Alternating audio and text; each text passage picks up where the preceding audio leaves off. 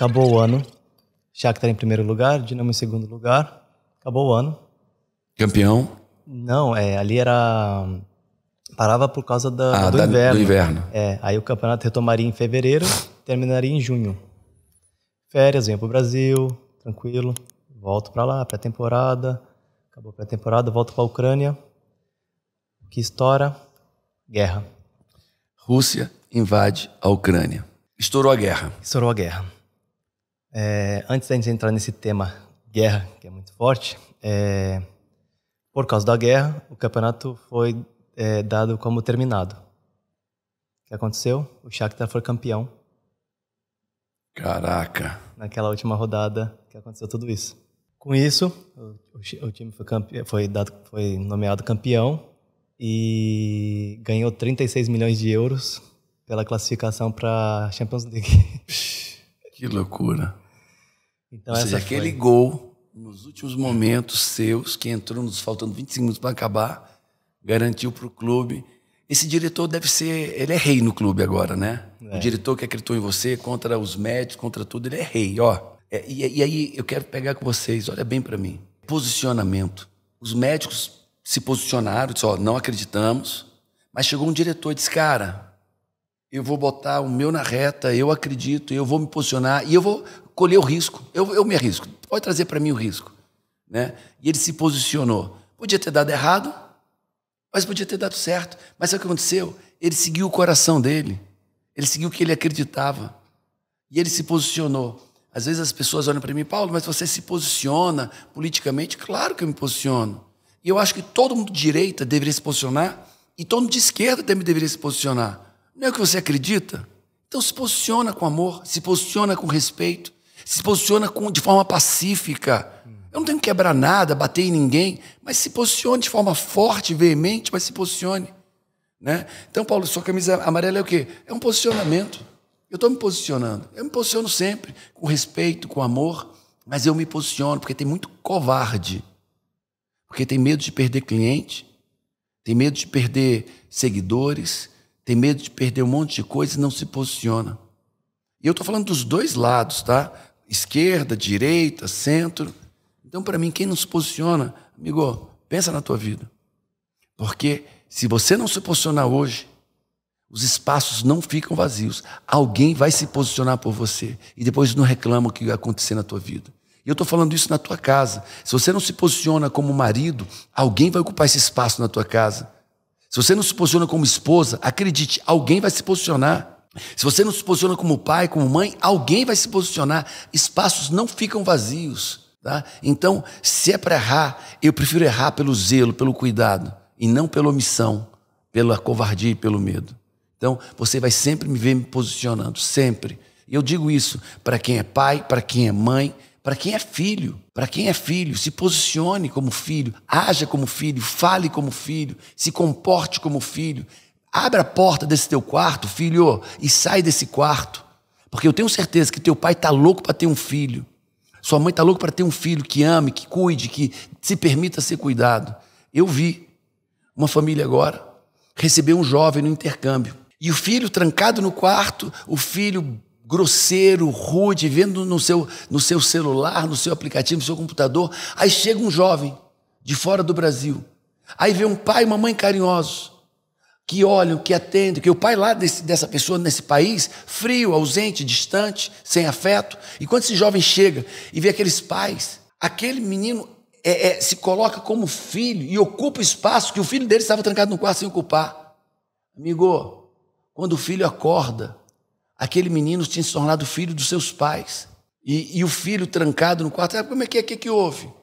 E a mãe chorando, assim, tem 3 anos que eu procuro um filho trancado dentro de um quarto. E ele veio e se colocou como filho, ocupou seu espaço. Aí o menino olhou assim, mas por que você não falou isso? Eu falei, filha, 3 anos eu te convido para sair do quarto.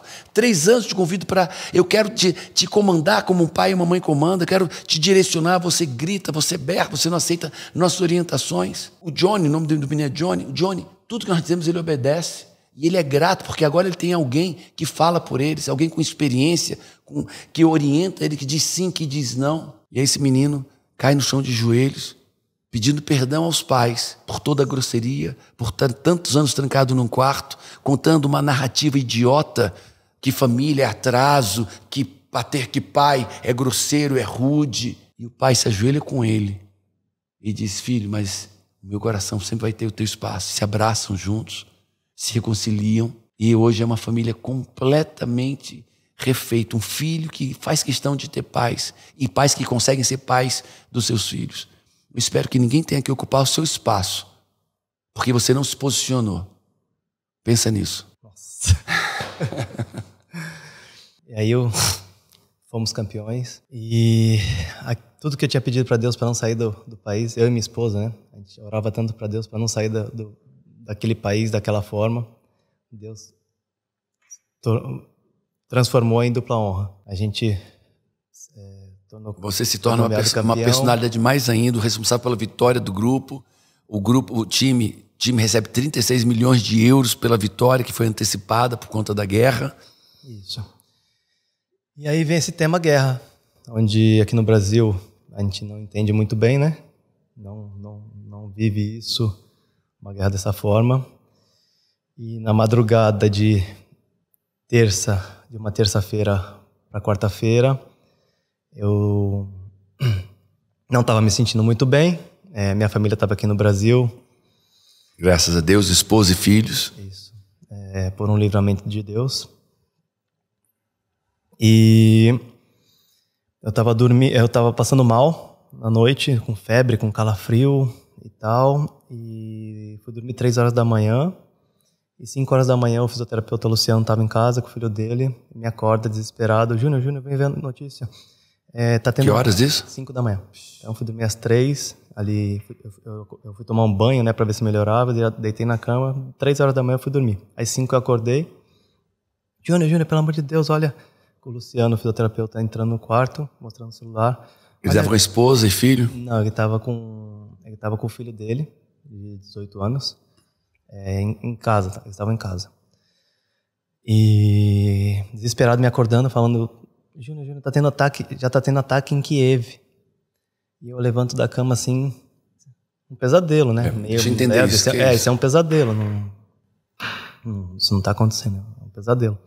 E aí eu chego perto dele para ele me mostrar as mensagens e tal. Ele não tava conseguindo falar direito. Na hora que eu chego perto dele e me posiciono de frente assim, para janelas, né? O apartamento que eu morava era todo de vidro. E aí, nisso que eu tô olhando as mensagens, aí já dá para ver. Um clarão bem grande, amarelo, longe da gente, não tão próximo, mas longe. Um clarão muito forte e barulho de explosão. E o prédio tremendo.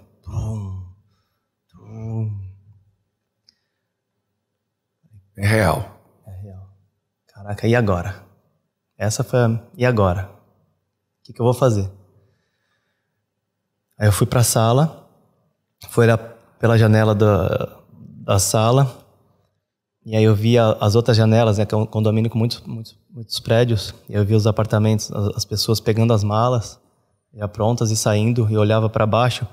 Igual aqueles filmes que tem que o mundo tá acabando, que vai ter um tsunami. Vai abandonando e vai todo mundo embora. Carro passando por cima de carro, pessoas correndo com mochila. Mais ou menos nesse estado. E aí eu pensei, cara, meu carro tem menos que metade do combustível. Essa hora já não tem mais combustível aqui. Tá tendo ataque. E a sirene tocando, aquela sirene bem de bombardeio, sinistra, de ataque aéreo. E agora? Meu carro tem menos que metade de combustível, eu não vou chegar em lugar nenhum. Lá fora tá loucura, carro passando por cima de carro. A temperatura estava a temperatura adequada? Era inverno rigoroso, -2, -5 graus. E você, para quem não entende, você no inverno, tá, a -2, 5 graus, dentro do carro tudo ok. Mas fora do carro você não sobrevive por muito tempo se não tiver com roupas muito apropriadas. Tá? Andar na neve, andar num frio extremo é morte bem provável. Isso eu liguei pro diretor do clube, falei: cara, e agora? O que a gente vai fazer? Aí ele falou: Júnior, me dá alguns minutos que eu vou organizar tudo. Vamos todo mundo ficar no hotel do clube, onde é o hotel, sede, concentração, o escritório do clube. E lá a gente tenta chamar Solução. um plano de evacuação para tirar vocês daqui. Nisso, a gente foi Isso para os estrangeiros. Isso. Os ucranianos todos já... a maioria já estava com suas famílias, né? E aí procura estar com os pais, tudo, e procurar um bunker. Se eles quisessem ir para o hotel também, poderiam ir. Nisso a gente vai acordando os brasileiros, 5 da manhã, a gente estava dormindo ainda. Então a gente comecei a colocar no grupo para os brasileiros irem acordando, né, os outros e tal, para começar a se juntar para poder ir para lá. E aí quando deu uma... Vocês nunca imaginaram que isso aconteceria? Não. E é loucura, porque aqui no Brasil muita gente falava, mas era óbvio que ia ter uma guerra, que ia estourar uma guerra. Mas lá no país não. E é um país que tem um histórico, né, de guerra, então eles sabem o que está acontecendo. Sabe o que é interessante? Eu conheci muitos venezuelanos, né, nos Estados Unidos. Tem muito. Em todo canto tem venezuelano fugindo de lá. Diz que 30% da população já fugiu da Venezuela. Depois que o Maduro implantou a ditadura, o comunismo lá, radical. E sabe o que todos os venezuelanos dizem? Eu nunca imaginei que isso ia acontecer na Venezuela. Nossa. Eu nunca imaginei. Nossa. Nunca imaginou, mas nunca se posicionou. E quando você não se posiciona, meu amigo, você deixa alguém se posicionar no seu lugar. E tá lá a Venezuela destruída hoje. E aí a gente foi para esse hotel, quando foi umas 8, 9 horas da manhã. E aí dirigindo o carro, adrenalina lá no alto, eu, o Luciano e o filho dele. E aí graças a Deus, sua esposa e seus filhos no Brasil. No Brasil, por um livramento de Deus, porque eles tinham passagem marcada. Conta isso. Deus é bom. Deus, para os seus filhos, Ele está atento aos detalhes. Ouve isso. Deus é um Deus de detalhes.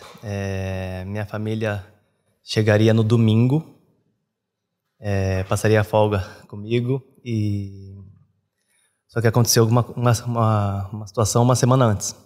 Na terça-feira, a babá, que estava iniciando ali o processo em casa para poder trabalhar com a gente, ela testou positivo. Que ia vir para a Ucrânia com vocês. Isso, já tinha passagem marcada da minha família, da babá, para viajar no sábado e chegar no domingo na Ucrânia. Mas terça-feira ela testou positivo, que antecede a viagem. E minha esposa, para não deixar ela viajar depois sozinha, adiou a passagem de toda a família para 15 dias depois, para ela poder viajar junto com a família, a babá viajar junto com a família. E aí chegou na quinta-feira, a babá pediu demissão. Só que assim, a troca de passagem tem um custo. Os meus filhos tinham escola. Minha esposa queria muito viajar logo. E aí essa babá pede demissão. Minha esposa ficou pé da vida. Eu já não viajei por sua causa, para viajar quando você estivesse boa. Aí quando chega agora, você diz que não vai mais viajar. E aí, caramba, né? Por que isso, né? Todo não sei o quê.